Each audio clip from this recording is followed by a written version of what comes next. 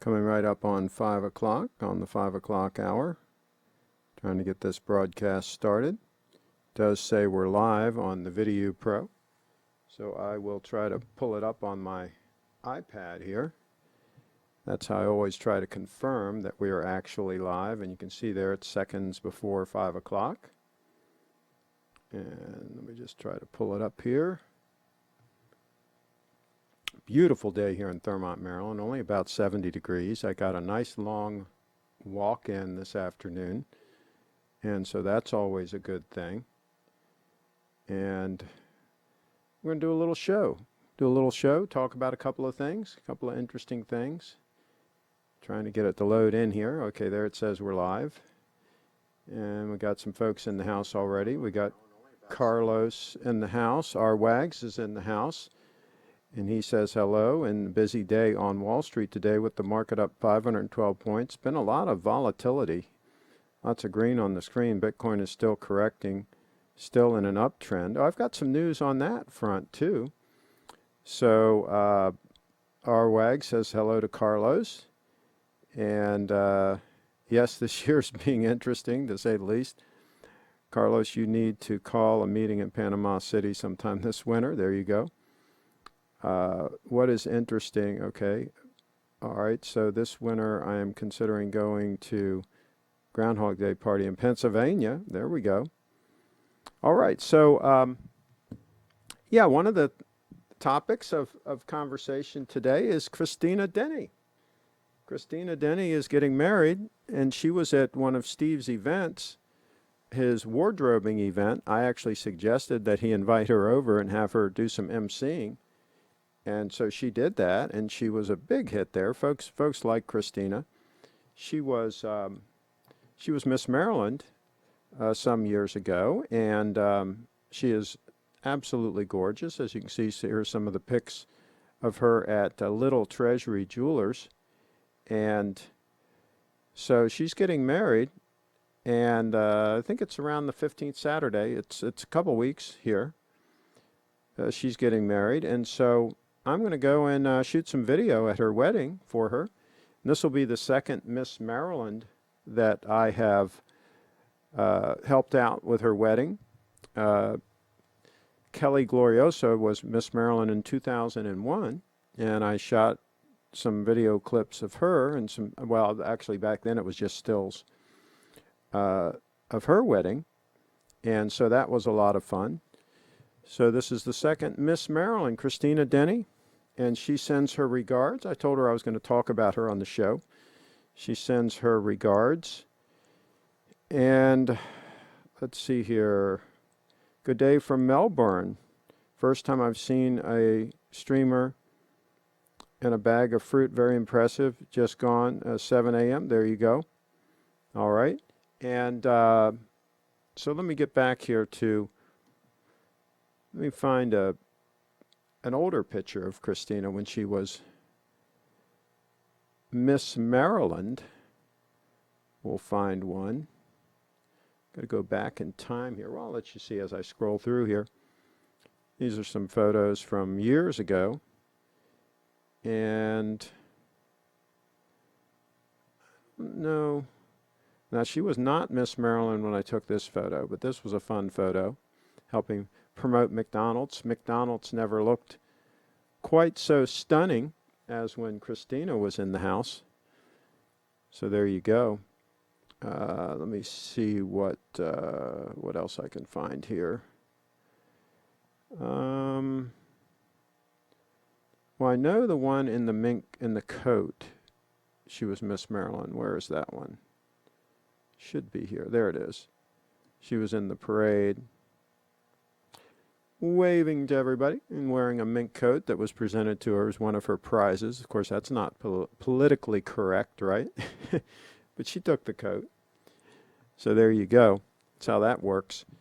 And so you guys missed out. A bunch of guys were at the wardrobing party at Little Treasure Jewelers, and they met Kristina, and some of them were asking me if she was married or not. And I said, no. I said, but you better act fast. You know, you better take it up a notch and make things happen, be in motion, right?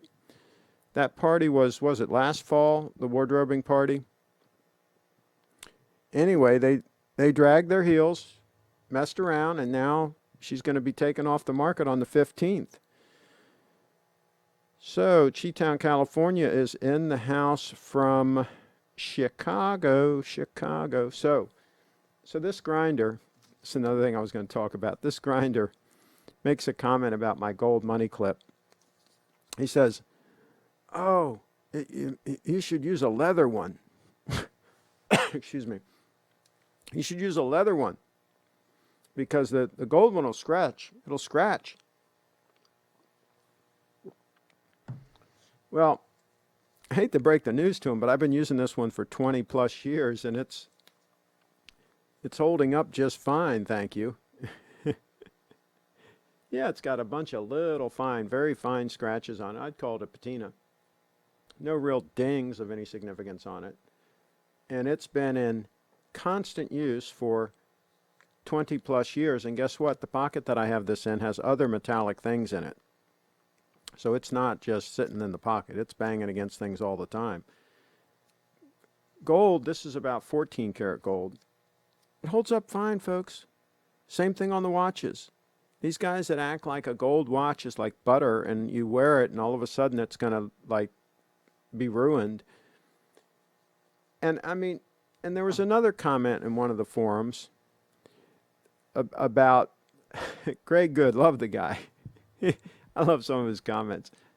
Funny guy. But anyway, he puts this comment in there. He shows this beautiful watch stand that he has next to his bed that he puts his watch on, very carefully puts his watch on. And he had the 231. He had the 231 on there in the picture. One of you guys may have seen it.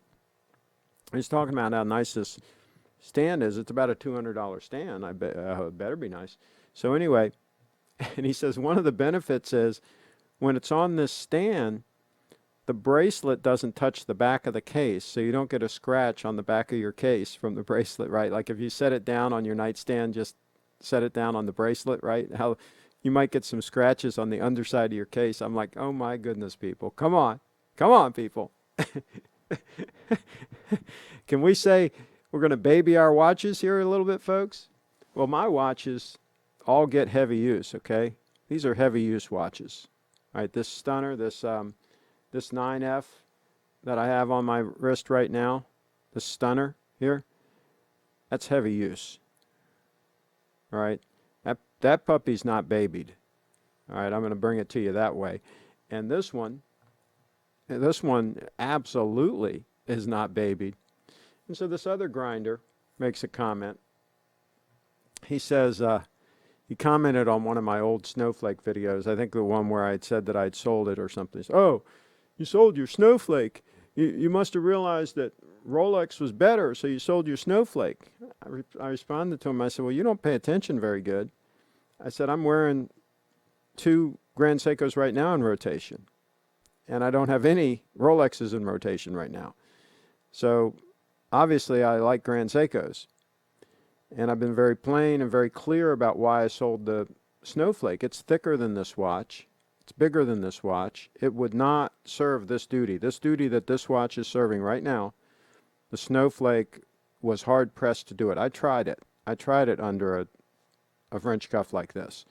And again, my situation might be a little different than a lot of people. My wrists are kind of large for the size shirt cuffs, and I don't have my shirts custom made. This is a 1633 shirt.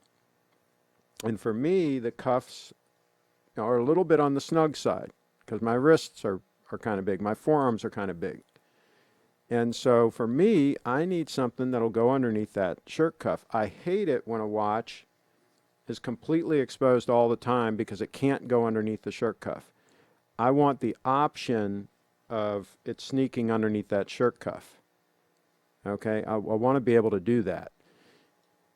And so that's why I sold the snowflake, and that plus it didn't have loom, and it really would not be able to be pushed into an all-around watch situation because it doesn't have loom. So if I was going to go to a one watch rotation, I could force this into a one watch rotation. I couldn't force the snowflake into one. So I make all these decisions. These decisions are logical, thought out, and based on my use case, folks. That's how it works here. So let's see here. Looking sharp, Craig. I checked Kristina's photos in Google. Amazingly. Apart from the swimsuits, there is one with a white dress. Amazing. Yeah, there you go. Kristina Denny. Yeah, she's a very attractive young lady. Been a friend of mine for a very long time. She probably wouldn't want to admit how long. But yeah, she's pretty much all that, and a very nice young lady, and in motion, making things happen. I've got some videos on my channel with Kristina if you want to check those out. Let's see here. Hello from England. Thomas in the house. Absolutely. I love that money clip, Thomas. I'll tell you what, it works great. It holds its tension really well. It's nice and thick. That's the key, is you want to make them nice and thick. It says over an ounce of gold in it. So, yeah, I mean, I love it. I use it all the time. The guy says you got to get a leather money clip. What the heck is he talking about? Do these people comment on things that they have no experience with? I bet you he's never had a gold money clip like this. But he's going to come out with, oh my gosh, it'll scratch. Come on, people. Come on, people. Get with the real world here. Next up, that grinder will tell you to leave that itch alone or else it will be scratched.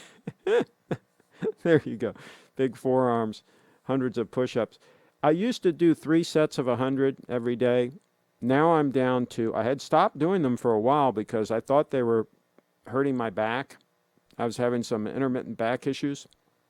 So I kind of stopped doing them, but then I started doing them again. I'm doing 3 sets of 40 now, is what I do every other day. Not every day, every other day. I do arms, I do curls with 25-pound dumbbells. That's the max I use. And I do, 40 reps, okay, with each arm. So each arm goes 40 times, right? I do 3 sets of those every other day. And then, like on the days I don't do the arms, I do the push-ups. So that's my regiment. And then I walk about 8 miles a day. And I also walk up and down the stairs a lot. Up and down the stairs, up and down the stairs a lot. So that's my regiment. And I'm sticking to it. Craig, you going to sell your steel diver stunner? I had offered it to a subscriber for $5,000. And the subscriber ended up buying a new one. And got a pretty good deal on the new one. I think if I sold it now, I'd have to get $5,500 for it because they're starting to get harder to get. I hate to break the news to you guys, but the 231s are starting to get harder to get, and there aren't as many of them on eBay as there have been. And by the way, let's do a time check here. Let me see if I can find the time. Let's see if I can find the time to do a time check. Can you imagine? Okay, let's get this side by side. And there we go. That's the official time on the right. And that's the spring drive stunner on the left. And you can see there, it is pretty close to spot on. I mean, it is pretty close. You guys tell me in the chat if you think it's spot on or if you think it's a hair fast or hair slow. Let me freeze it. Let me do a freeze frame. That'll help us. I'll wait till it gets straight up at the 12 and I'll do a freeze frame. Because it's kind of hard to tell. Let me let it just get straight up here and I'll try to hit the freeze frame right on the mark. I was a little bit not quite on the mark. I'm a little bit on the fast side of the mark. But you can see there, that's 14 and 00s. It's straight up. I mean, I don't know, folks. That looks pretty close to me. So let me know in the chat what you think. Carlos says, I've never used a money clip, only wallet. See, what's neat about the money clip, Carlos, you should try it. What's neat about the money clip is, let me get the split screen off. How do I do that? Okay. I think I pushed the wrong button earlier.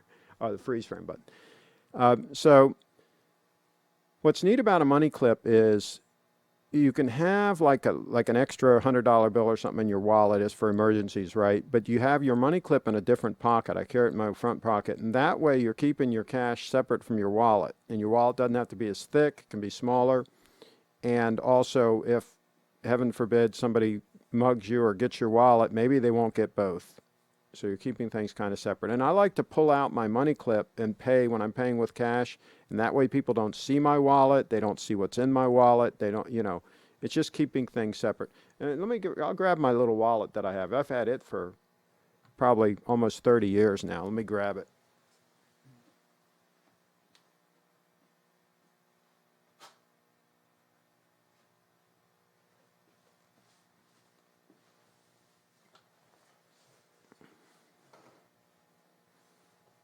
Okay. I got this from Saks Fifth Avenue. Actually, I think I bought this in 1980.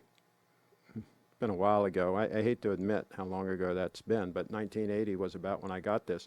And what's neat is it's a credit card holder. By the way, there's my Pride and Joy. See my Pride and Joy?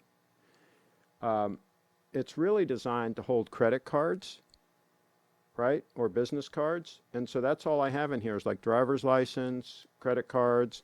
I've got like an emergency, like $100 bill in here. I got like an insurance card for the car, but not a whole lot, right? And so see, it keeps it nice and trim, right? Which is what I like.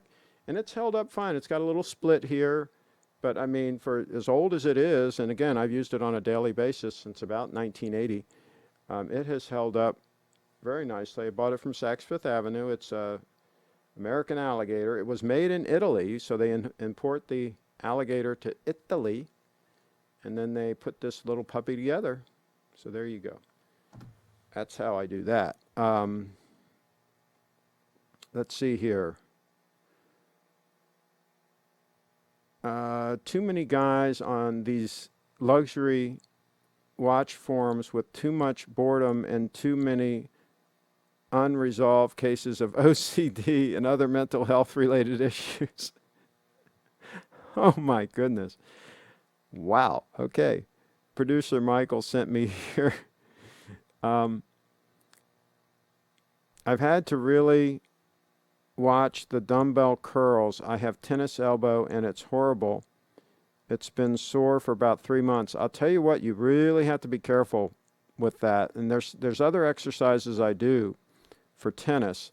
I have a 1-gallon jug, and then I have a paracord, and then I have a pipe that I twist like that, and I take it up and down. Here, I'll get it. I'll show you what I mean.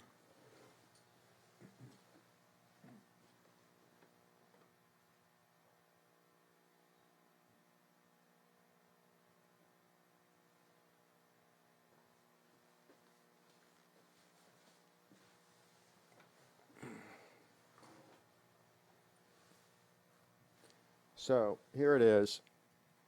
And see, you can go like this, right?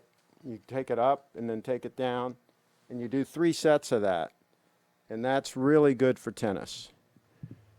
Really good stuff. Really good stuff. And you can cobble that up yourself. You can make that little puppy.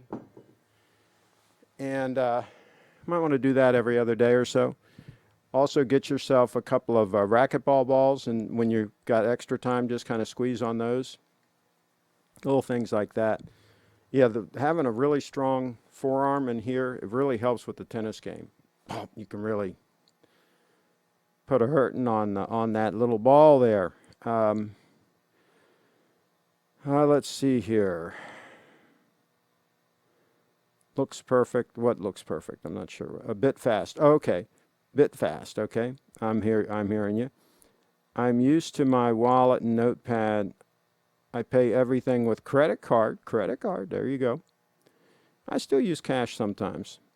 I don't use a lot though, but I do it sometimes. Like I pay the barber or something with cash. Joey's in the house. Sorry, came on late. Did you sell or still have your snowflake? I sold the snowflake a long time ago. This is old news, folks. Come on, Joey. Get with the program. I've got this 9F that is more trim than the Snowflake, so it can go underneath this tight cuff. It's thinner, right? It's only 12 mils thick, and it's smaller. It's 39 mils, so it's more trim than the Snowflake. So I can use it more as a dress watch, if you will. And then I've got the spring drive heavy use diver. That's my 2-watch rotation right now. I sold the Snowflake a while back. Let's see here. Robert V. I am as old as your wallet. There you go. Robert V in the house, making me feel old. There you go. Well, thank you very much, Robert V, for that. For the technically interested, there is a 23-second delay in the stream reaching Melbourne. There you go. Yeah, there's a pretty long delay even here locally. The wallet and money clip idea is like the stock market in many ways. Diversify the places where you keep your money. There you go. Absolutely, positively. That's how we do that. Now, what else was I going to talk about? Let me thank again Timeless Razor, folks. Hey, quality, buy quality stuff. Oh, and by the way, this stuff in the news about the tariffs and all this stuff, and people saying how terrible the tariffs are because it's going to hurt the consumer. It's going to hurt the consumer. The consumer. If I hear the consumer one more time, I don't know what I'll do. But anyway, here's the deal, folks. I don't think it would hurt these consumers one bit if we stopped all this junk coming into the country from China in particular. All this cheap Chinese crap that people go to Walmart and buy, and it ends up filling up their garage. I've got a friend, good friend of mine, and she has a garage, 2-car garage. Nice oversized 2-car garage, right? Nice home down in Montgomery County, right near the country club. She's got 2 nice cars. The 2 nice cars sit outside. They're not in the garage. They're sitting outside. Guess what's in the garage? A whole bunch of Chinese junk. I don't think it would hurt the consumer one bit if we got rid of all the junk coming in. Now, bring some avocados in from Mexico. That's fine. But we grow them in California, too. You can buy California avocados. I think it'd be okay. I think the consumer would be okay if the junk stopped coming in, right? I think it'd be okay. Just saying. High quality stuff like a Grand Seiko or something, let that come in. Pay a little tariff on it, that's fine. But maybe the Japanese will, it really should be fair, folks. I mean, come on. I mean, if we can't sell our cars in China because they put huge tariffs on them, why should we allow their stuff to come in with little or no tariff? Why should we do that, especially when it's junk to start with? This was made in the U.S. I paid a lot of money for it. This wasn't a cheap razor. The Timeless Razors. Go to Timeless Razors, timelessrazor.com. I think they have it with the S too, Timeless Razors, either way. Go to Timeless Razor and check it out. This was a stainless steel one. They're not cheap, but there's some brothers there that own the company, several brothers, and they're machinists, and they make these. They're really well made. I like it. I could buy one made in China for $20, right? Maybe even $10. It'd be a piece of junk. This one was what, $200? I don't even remember how much it was. It's nice. Yeah. I like that one. They can keep the piece of junk. Keep it in China as far as I'm concerned. What do you guys think about that? Is that controversial? Let's see. Just buffering across all the links I would expect. Oh, do we have a problem with our stream? It says it's okay here. Let's see. The 9F GMT is like the CraigShipp of watches. Slim, trim, fits well in a suit, still sporty, and doesn't mess around. G-Town, from Chicago. Chicago. Yeah, oh, yeah, there you go. Calling it like he sees it. Folks on this channel are in motion, making things happen. That's what's happening here. Any spring drive watches catch your eye? Which models? Joey in the house. I'll tell you what, a lot of the newer spring models, and I'm going to refresh the chat here just to make sure I'm up to speed here and I'm not missing anything. A lot of the spring drive models are a little bit on the chubby side, a little bit thick for an all-arounder, in my opinion. Even the Snowflake. That's why I sold the Snowflake. If it would have been 12 mils thick and maybe like 39 mils like this one is, or 40 mils, it's 41. It's 41 mils and it's like 12.6 or something thick. So it's a little bit too big and a little bit too thick. That's why I like some of those manual wind ones that they came out with that are like 10 mils thick. I mean, those are freaking amazing for a dress watch. I would definitely, if I didn't have this, I would definitely be considering one of those as a dress watch. If I was dressed like this most of the time and I was wearing a dress watch most of the time, I'll have to put an if in there, because the nice thing about having this watch is I can take it off wrist for 3 days, 4 days, doesn't matter, 5 days, and I haven't worn it like for the last 4 or 5 days. I got to be honest with you. But today I'm wearing a suit, so it's perfect. I can pick it up, put it on. It's still spot on accurate. Don't have to worry about it. So for my rotation, since I'm wearing this heavy use diver a lot of the time, I don't really need a dress specific watch as my primary watch. If I was an attorney and I was dressed in a suit every single day and I wanted something like that to wear all the time, I'd get one of those manual wind spring drive that they came out with. Those are very elegant. They've got the power reserve on the back. Very nice solution. Let's see here what else we got going on here. Let me check one other thing.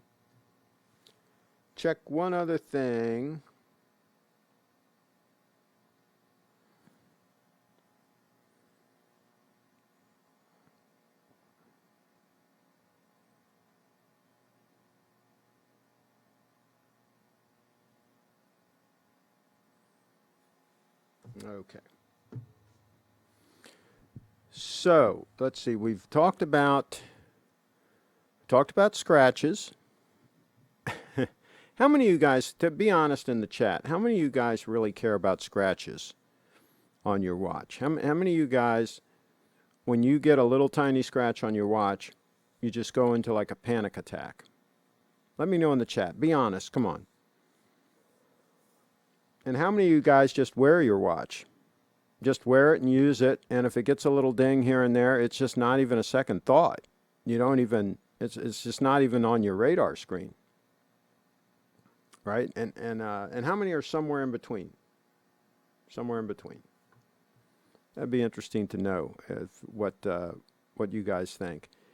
And what else? Oh, Apple, not on topic, but Apple announced a new Mac Pro computer. It's going to cost, depending on how you configure it, you could buy a decent automobile. And I'm talking, 30 grand, maybe 35 grand or something. I mean, the rumors are that decked out, really specced out, that thing's going to be in the 30s. Maybe 35 grand for a new Mac Pro computer. What do you guys think about that? And it can edit. It can display 3 streams of 8K video simultaneously. I mean, when the lights in your house dim because you're like editing on your Mac Pro, you know that you've got a beast of a machine, right? You got to have some serious AC power for that puppy. Before you buy a used Rolex, has anyone in the chat bought a fake version of the watch first and worn it for a while before committing money to the real one? That's a good question. I mean, I didn't, because I bought them way back in the day. And believe it or not, back in the day, you know, I'm talking late 70s when I first bought my first Datejust was 1978. Fakes were not that common. And of course, they weren't as easy to get because there was no internet or anything like that, right? So it wasn't as big a thing, I guess, back then as it is now as far as all the fakes.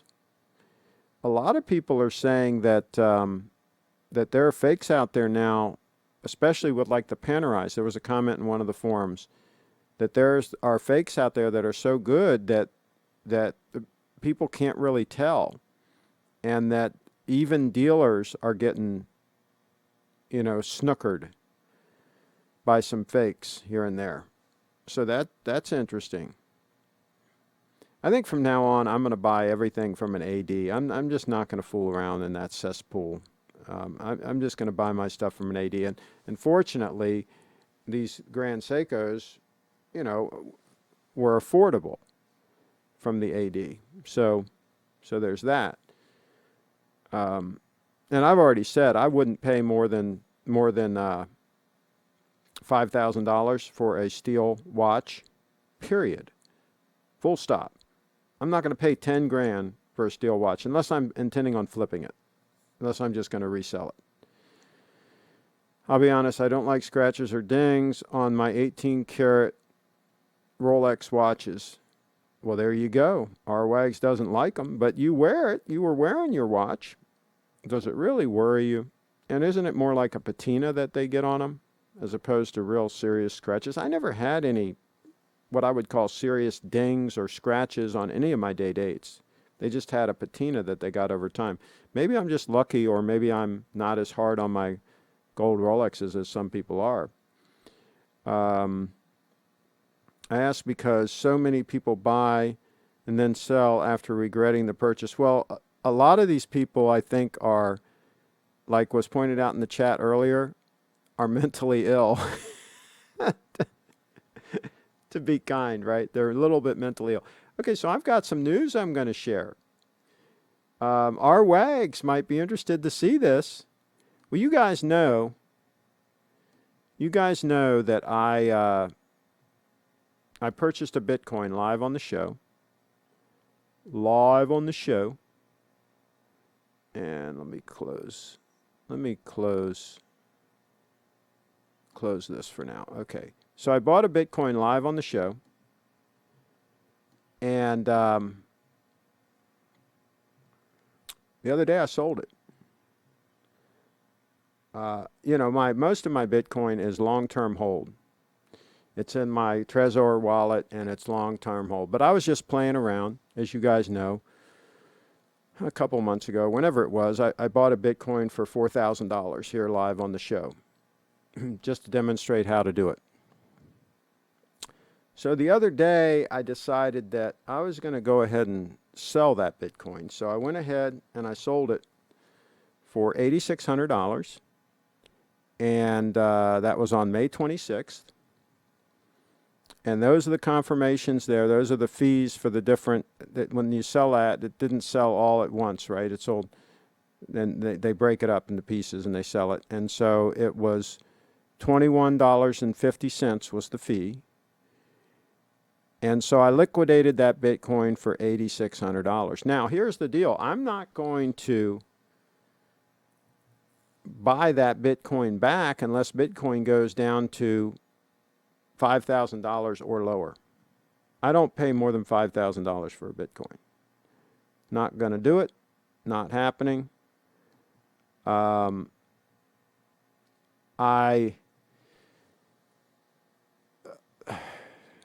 Like I said, I have certain Bitcoin that are just stashed away that are not going anywhere, right?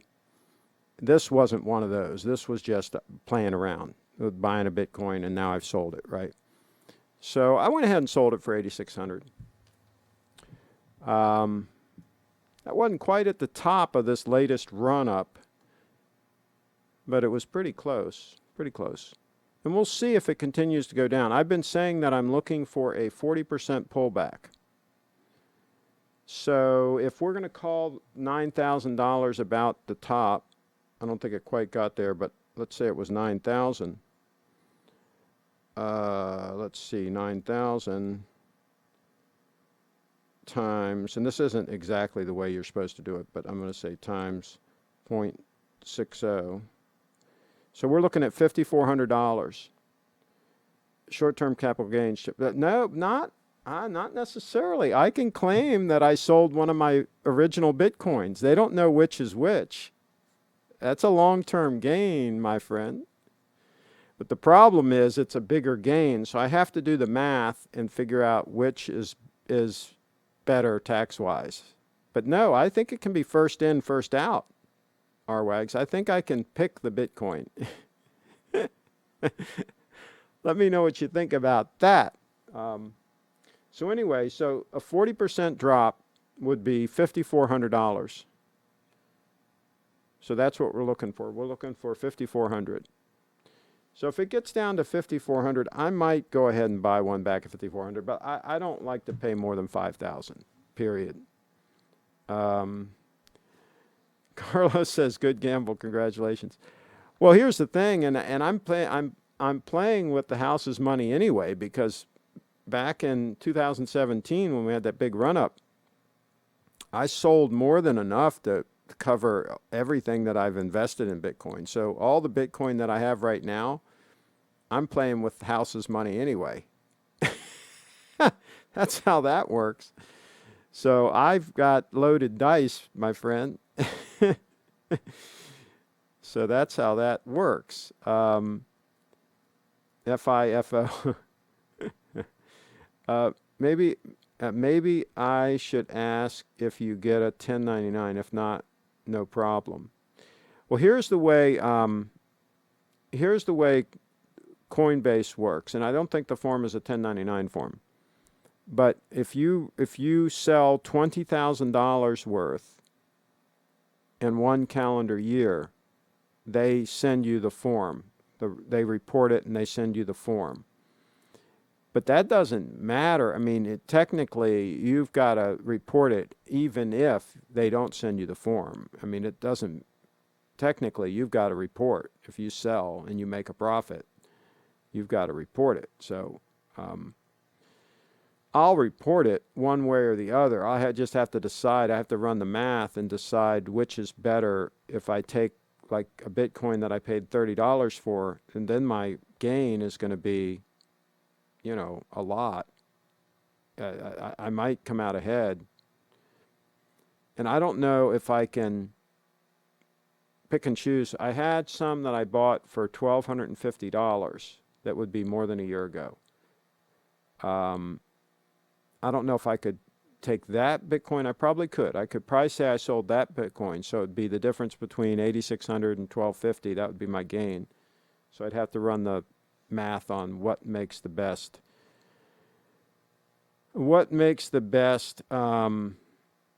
sense.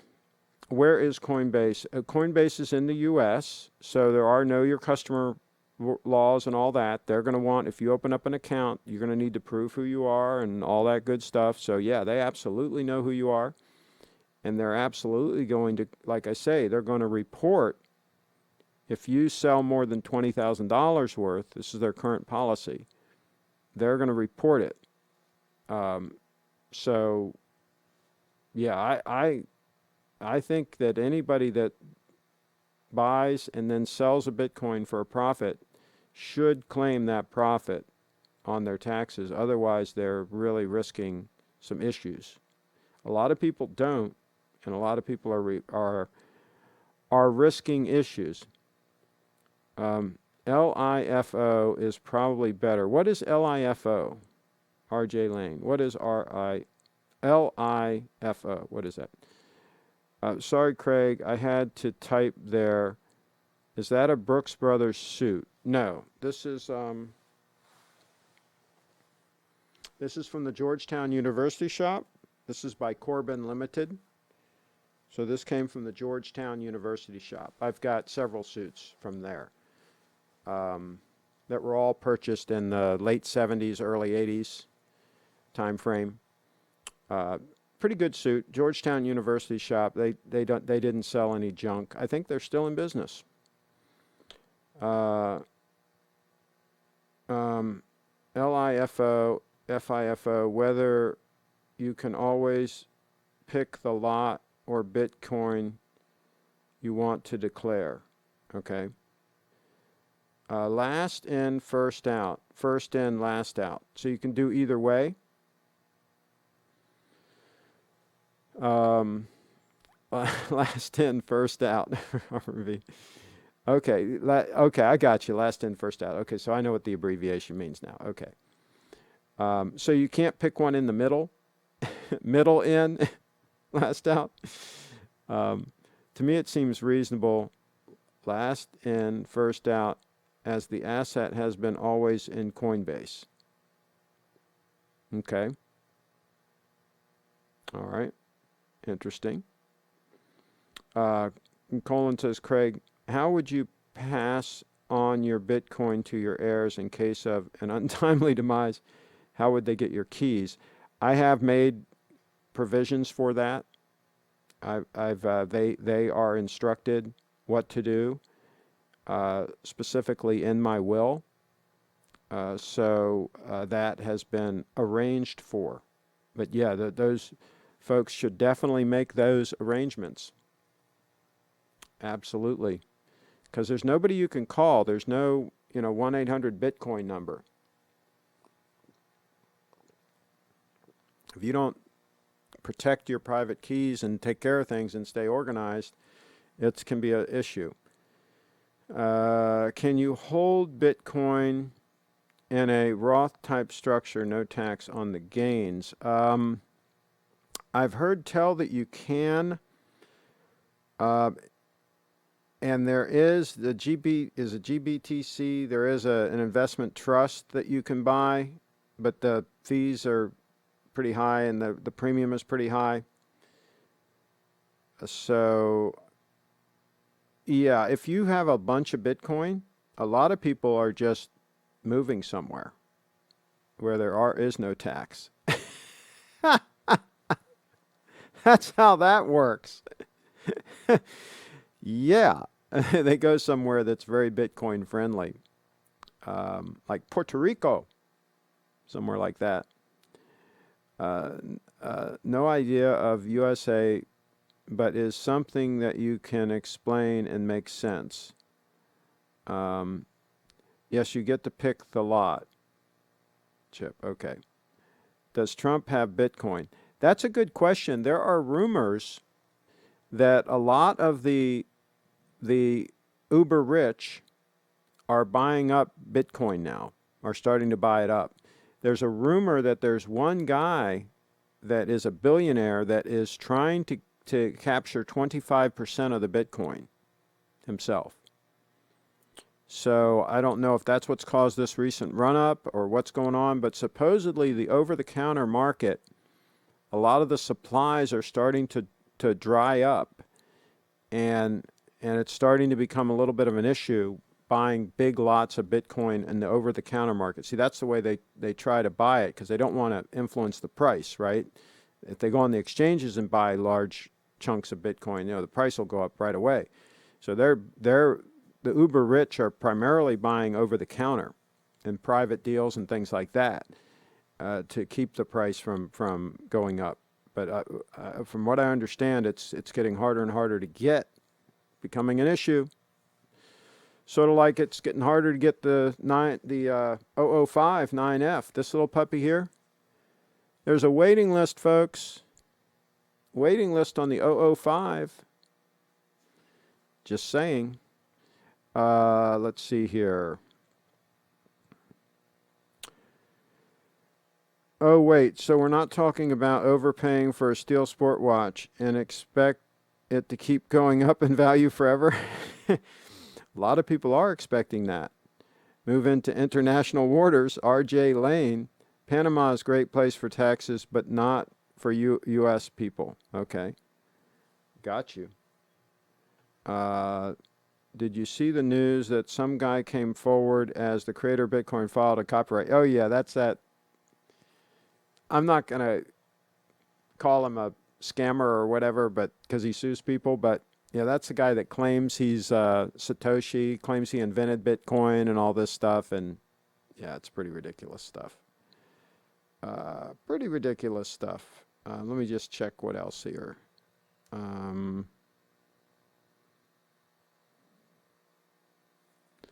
Let's see here.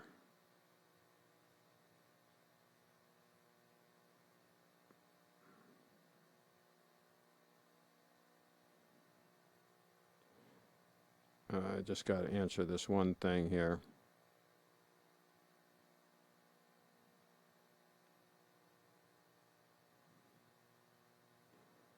Okay. All right, so let's see here. Uh-oh, we got some IRS mention in here.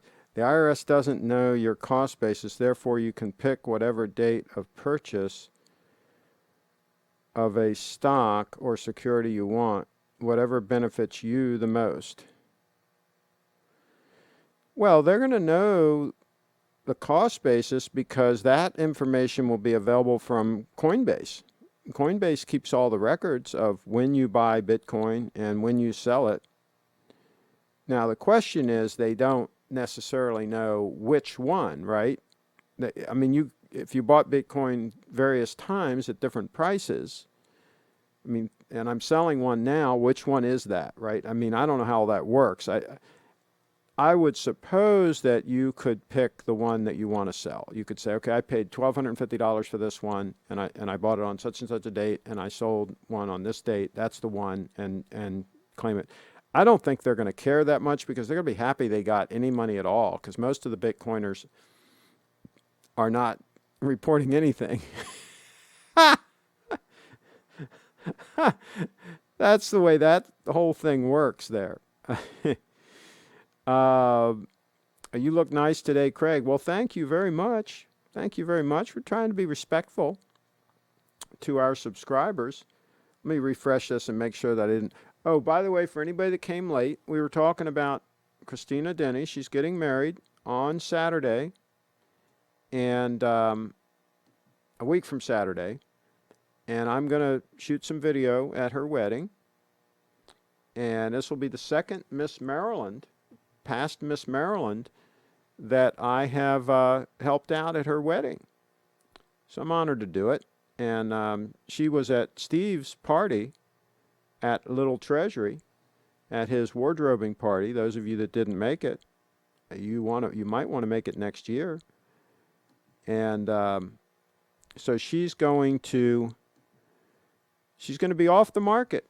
Kristina Denny's going to be off the market, folks. Those of you that wanted to pick up an engagement ring there at Steve's and pop the question, you were dragging your feet, and now, come a week from Saturday, she's going to be off the market. You'll be able to see the video on this channel. I'll put a video up from her wedding. So, and she said she was going to call into the show here, but she's working a little bit too late, but she did send a message. She said, let me see here if I can pull this up here. Let me go to messages here, see how I can do this. So she said she had a few words for the channel. Let me see here.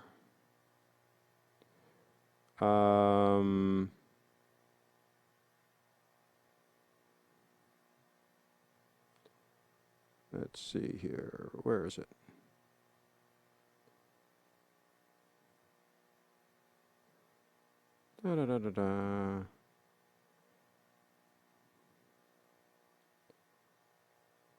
Huh, I can't find it. Anyway, she sent a nice message and said to say hi and said that she hopes that you all enjoy the the video, and she said, here, yeah, she also said, tell everyone I'm so excited to have some amazing video and to be working with such a pro. There you go. So anyway, I'll have her give some shout outs in the video to you guys. Okay, how's that? I'll have her give you guys some shout outs. Let's see here. David's in the car. So you're saying there's a chance, RJ Lane. You got to move fast. You don't have much time left. Just because someone is off the market doesn't mean they're not still available. Well, there you go. Colin in the house, going to make a bold move. Can't blame him for that. Mac Pro or Date 840? Good point. Robert V in the house making a very good point.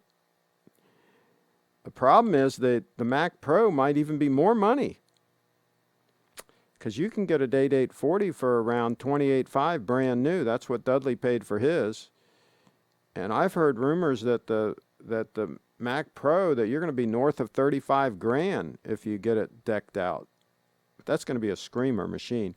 Anybody that's buying that machine, they're doing some heavy duty stuff, and it's worth it for them, because time is money. And if they're doing heavy duty stuff and they can get it done quicker, it's those machines are going to be worth it. To the right people, those machines are going to be, they're going to be all over them. But it's going to be a small group of people. People that are really making some serious things happen. People editing 8K raw footage and stuff like that. Awesome. I hope that the new A7S Mark III, I hope it shoots 8K. I will buy one like that. Like that.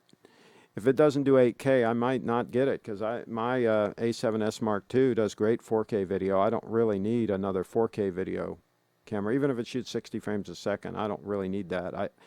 8K would be great, because then I can shoot everything in 8K, and I can output it in 4K, and I can do some nice Ken Burns effects on it, and some nice pan and zooms, and have all that extra real estate. That'll be kind of cool to be able to shoot in 8K.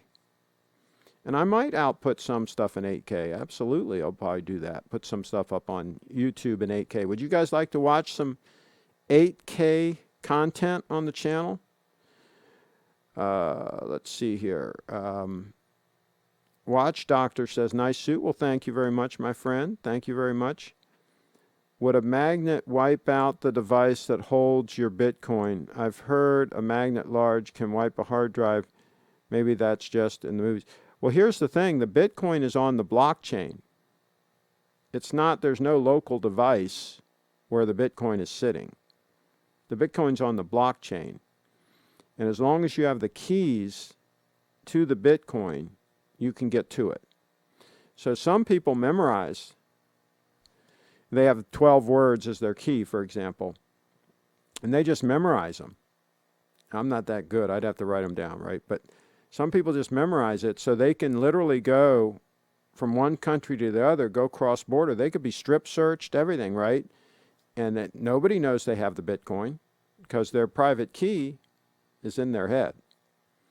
So that's pretty cool. That is pretty cool stuff. Remember the two guys begging for a winch? Haven't seen them since. Grinders trying to become moderators. Also, fair warning, there's a fake Clive watch wrangler out there. Okay, we're going to keep an eye out for the fake Clive watch wrangler. Colin's in the house.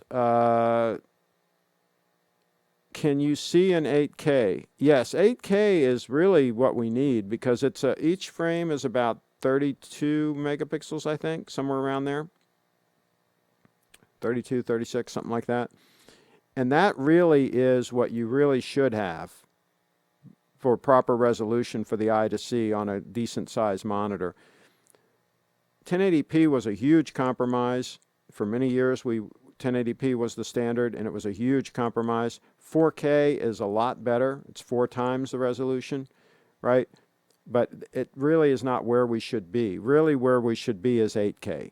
8K is going to be really like real life. If you have a decent sized monitor at a reasonable distance from you and you're looking at 8K, it's going to really almost look like real life. It's going to be pretty freaking amazing. So yeah, that's where we need to be. It's just we couldn't get there because the processors and everything weren't up to snuff, weren't able to handle it. Wasn't there also a fake CraigShip 2? Oh yeah, there's a bunch of them, I think. Yeah, there's a bunch of grinders out there. Yep, I'm waiting on my 005. Yep, they're getting harder to get. Me too, my 005 is incoming. Jeff Klein, for one thing, R-Wags, I was not begging for a wrench. The other thing is that I have been watching Craig maybe longer than you. Uh-oh. Jeff Klein in the house, and have sent comments and received replies from him for quite a while. There you go. Jeff Klein. He may not have been talking about you, Jeff. He might have been talking about some grinders. Went to an AD for the first time yesterday and tried a Milgauss and Datejust 18 karat gold Jubilee. So are you talking about a Datejust all 18 karat gold? That would be an unusual bear. Or are you talking about steel and gold? Probably talking about steel and gold.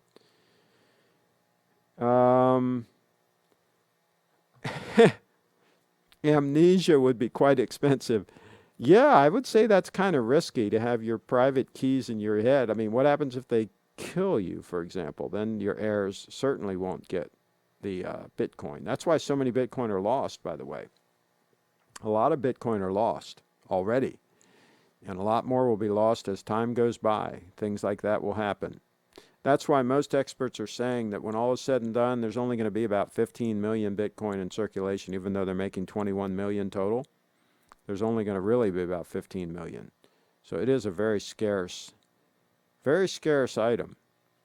How does 8K look like? It looks great. It looks fantastic. On a good 8K monitor, it looks fantastic.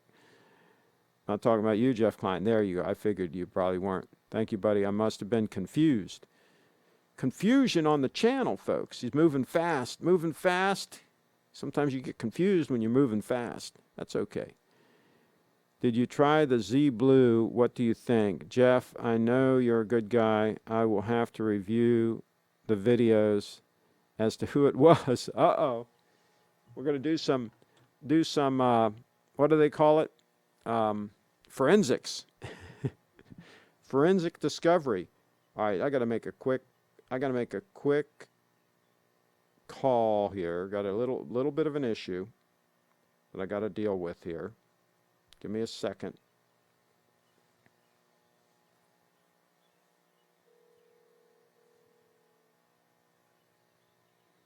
Craig, what are your thoughts on the new SBGN 009? Okay, I'll answer that in a second. SBGN 009.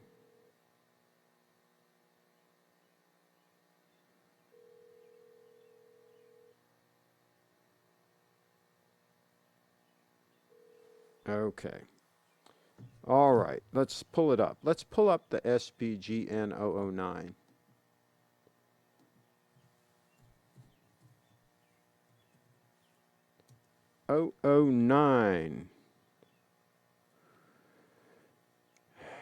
SBGN 009.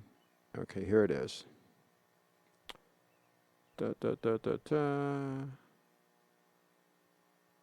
Yeah, I think it's a nice watch. I think it's a nice watch. I personally like the 005 I have, but I mean, this is a nice watch. I like the fact that mine has lume and a few other things about it, but yeah, I think this one's also nice and trim. Let's look at the size of it. 40 mil by 12.2. Yeah, I mean, this would be a nice all-arounder.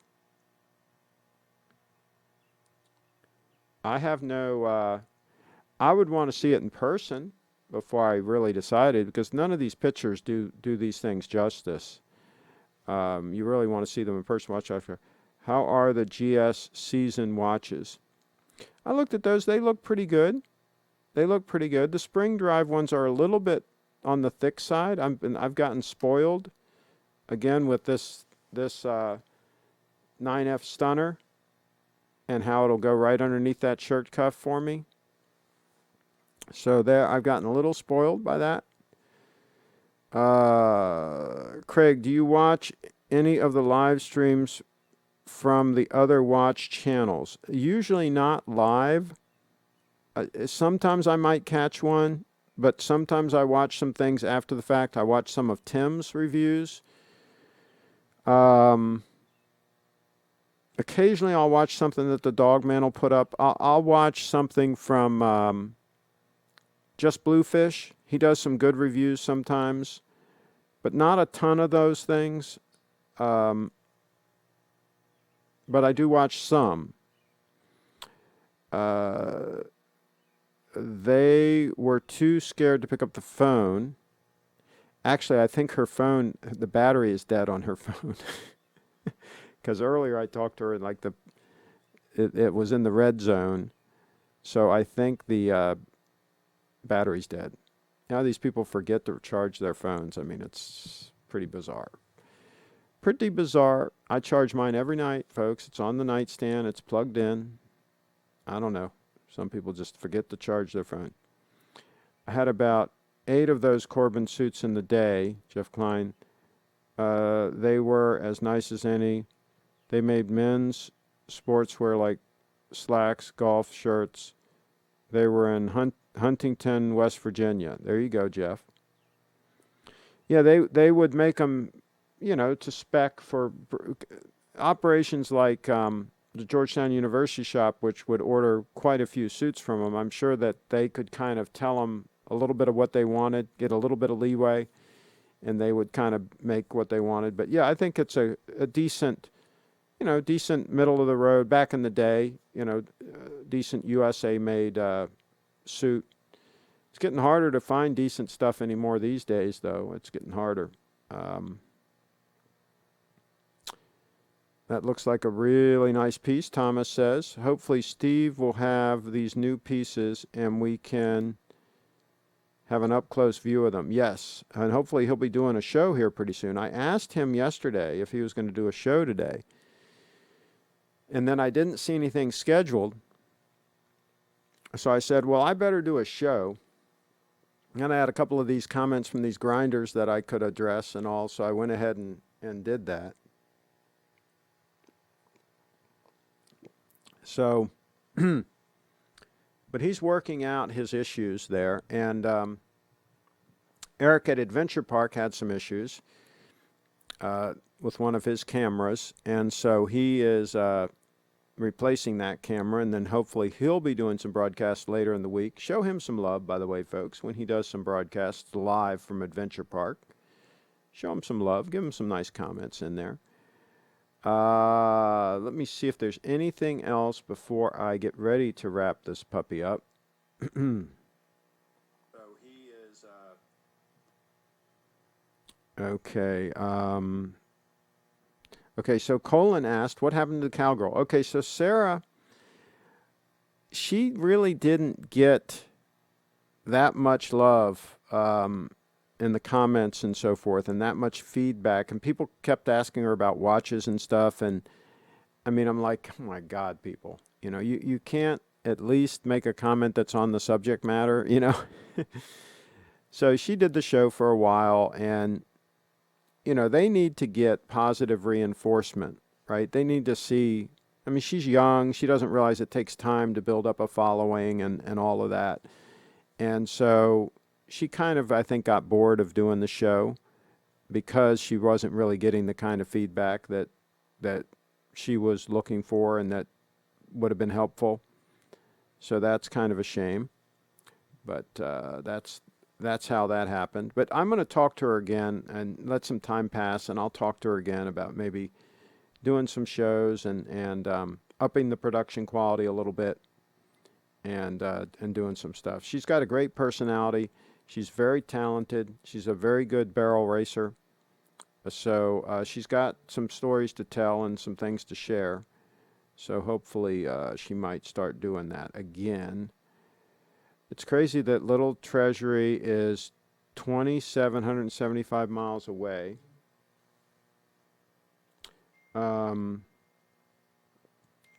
Okay, so here we go. Of no signal, I'm driving. Okay, no signal, tried to call, I'm sorry. What would you, okay, let's see. She says, testing 1, 2, 3. her battery. I'm going to say, don't worry, just call when you can. She's all upset that she can't call. Just call when you can. No worries. No worries. Okay. That's Audrey. Audrey was gonna. She wanted to talk to me about something. She's actually thinking about doing some videos, and she wanted to talk to me about it, and so I told her I'd be done by now, and that she could call, and so.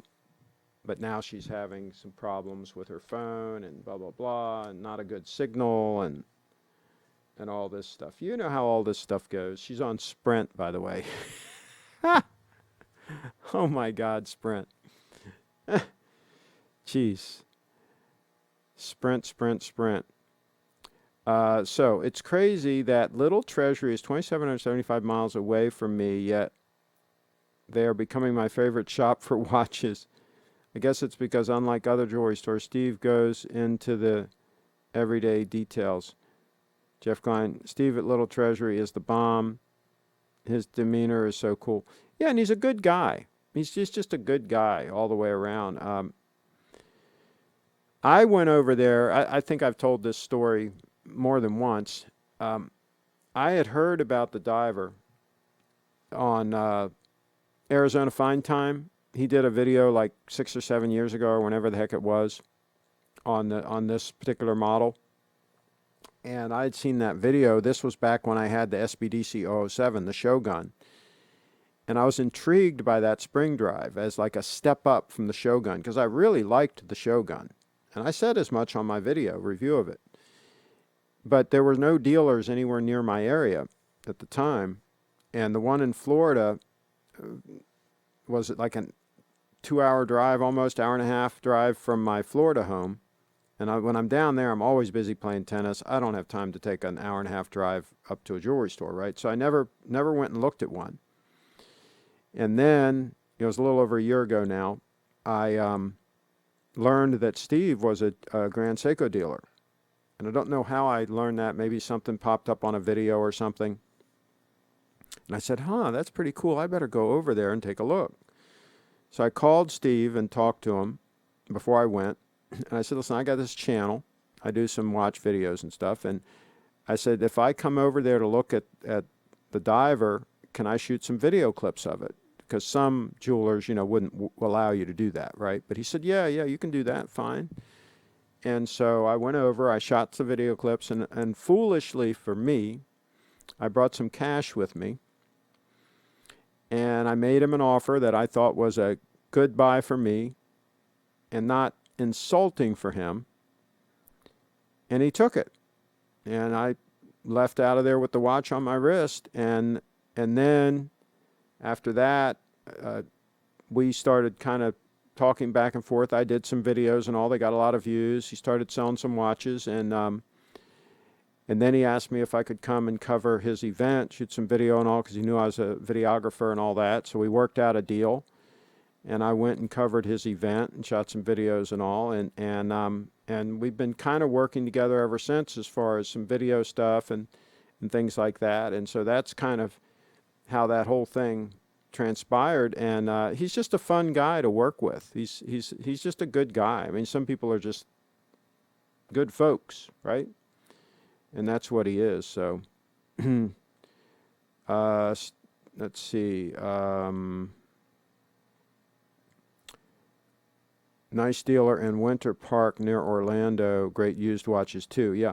And by the way, Steve also has, always has some used watches and sometimes some deals on some Grand Seikos. As a matter of fact, the rumor is he's taking in a 231 on trade. So that might be available. So there's that to think about. What do you guys think about that? So I don't know what else we can talk about. Is that about it? That dealer is just in front of Morse Museum and the nice Tiffany's collection. Yeah, exactly. Next time I'm down in that neck of the woods, you told me about that place before. Next time I'm down in that neck of the woods, I think I should check it out.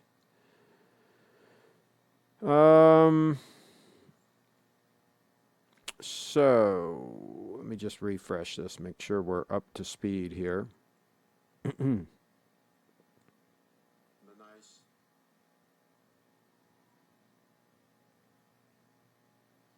Yeah, we're up to speed. I think that's about it. Let me look through the tabs here, make sure that I didn't forget anything, any talking points, anything we wanted to review. Oh, and here's those watches. We talked about them the other day, the Four Seasons watches. Here's that article on watch time, which is definitely well worth taking a look at. And it was in my previous video where we talked about these. But yeah, I mean, they're definitely good-looking watches. None of them have any lume. So if you really want lume, this is not the way to go. But forgetting about the fact that it doesn't have lume, I mean, these are pretty gorgeous watches, folks. I mean, this pretty good-looking watches. If you like a high beat, there's a nice high beat. So there you go. That's all, folks. Thanks, Craig. Our wags calling it a wrap. Well, let me just go through and make sure that there's nothing else I'm missing here.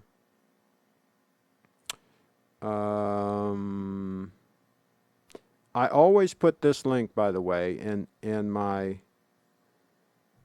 I shouldn't use the word always, but I try to include this link to this page in the YouTube description so that you can click through for those that want more details on GS. I've dug in and put a lot of detail on this page on the spring drive and the 9F and some general information. So definitely take a look at that page, CraigShipp.com/Grand Seiko. CraigShipp.com/Grand Seiko. Craig, do you believe in aliens? That's a good question. I wonder if folks at some point visited this this world, this globe, thousands of years ago. Oh, excuse me. Oh, bless you. Oh, bless me. Thousands of years ago and did some wild things. What do you guys think? That's possible. Probably not. I think most of the so-called evidence that there were extraterrestrials here and that they did amazing things, like build the pyramids and stuff like that, I think most of that's been debunked. So maybe not. Maybe it didn't happen.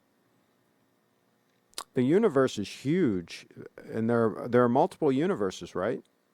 I'm no expert on any of this stuff, but you would think that if life emerged here, that it could be somewhere else. But I mean, we can't travel very far, right? And we were lucky if we could get back to the moon, right? But so, I mean, the notion that some life form could travel a huge distance and come here, maybe that's iffy. Maybe that's iffy. But then again, the Tesla guy, Elon Musk, he thinks this is all a simulation anyway. He doesn't think any of this is real anyhow. So there's that. The green dial hybrid is a beauty. I do not think we have contact with aliens, but seems very reasonable that in the vast universe exists. Yeah, that there's some life somewhere. But the thought that they could then get here, that's I think what is kind of a stretch. I do. Bradenton. I do. Bradenton is full of them. Jeff Klein in the house. So that's how that works, too. All right, well, we're going to wrap this puppy up, and we'll have some news coming forward. We always have new things going on, and that's what's going to happen on this channel. But do stay tuned and make sure that you subscribe and click the bell so that you get a notification. Click the bell so you get a notification. And let me see if I can pull this up on the... okay, there's one more comment from Carlos. When I went to Egypt, I had my doubts because the people that currently live there cannot do anything like that.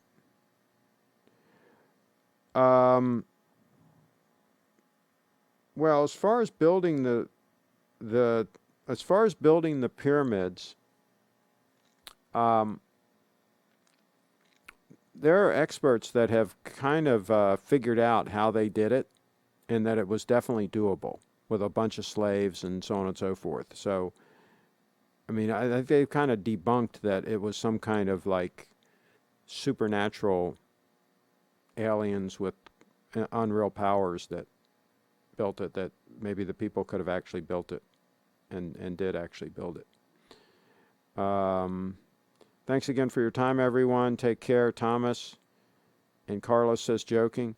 Okay, so here we go. I'm going to log back on to the Video Pro device and terminate this puppy, and then I'm going to get a bite to eat.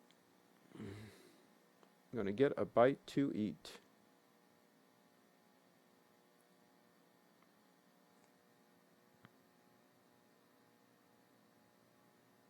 Okay. All right. So remember, hey, subscribe, click the bell. We're going to complete this puppy.